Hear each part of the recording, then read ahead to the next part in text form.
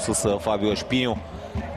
Добра първа атака за Лудогорец. Опит за центриране, възможно за Марселини, удар с глава. Втори такъв, нямаше и засада. Не бе вдигната флага на страничния рефер. Късмет за Стаховяк. Марио Кордзорг, Анисе, още по-назад изстрел от дистанция. Грозни емоции чисти, но топката попада на крака на Йордан Христов. Отново подава на удар от движение на Куртеян. Ботев започва доста активно и с самочувствие на... Сполучлив Кишада. Вече в наказателното поле пада футболиста Лудогорец и Александър Костадинов отсъжда Дуспа. Много любопитна ситуация. Поздравяват се играчите в зелено.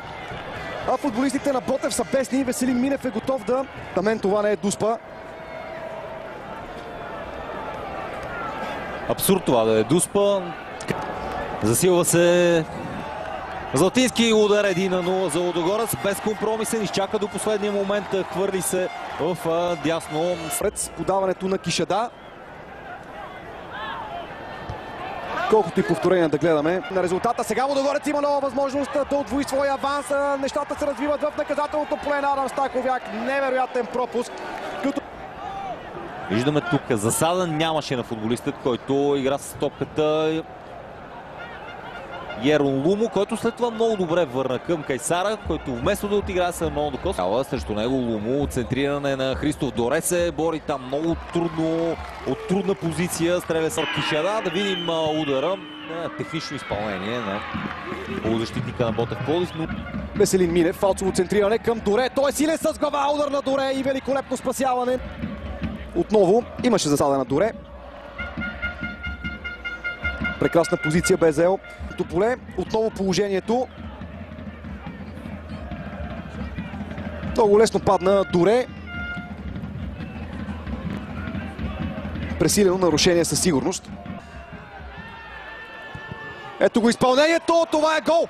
Ботев Пловдив изравнява в края на полувремето. Не мръдна Владислав Стоянов. Остана на място, а топката влезе ниско долу в неговия десен ъгъл. Изненада, определено изненада Владислав Стоянов. Не очакваше подобно изпълнение. По-удобна бе ситуацията за играч с ляв крак и може би това до известна степен заблуди Владислав Стоянов. Да доведе до много сериозни главоболя за него, удар над вратата. На Георги Сърмов. Ниско подаване по тревата на Сърмов. Шпагат, след което стана лесно за Владислав Стоянов. Позабави се изпанеца, сега центрира възможност Стаховяк. Атаката оставя топката за Михаил Александров, който я повежда и блестящ Сивърс Прокел. Да покаже жълт картон, на който се оказва втори за Сърджан Лукин. Станимир Стоилов да погледне към смените си. Ето още веднъж посягането на Сърджан Лукин. Не можа да играе с топката, вдигна крака си, спря непозволено от Дания Бало. Нарушение, което му донесе втори жълт картон. Можна да центрира в наказателното поле. Ето го изпълнението. Висна Адам Стаховяк. Шанс за него. От домакините още веднъж удара с глава на Мишел Платини. Естествено Христо Златински за топката. Фалцово центриране. Отново към далечната града. И пак се поколеба вратаря дали да излезе. Кратко разбъркване в наказателното поле. Няма кой да нанесе решителния удар. Телните 3 минути, които даде като продължение Александър Костадинов. Още веднъж ситуацията. Роман Безяк върна топката с глава.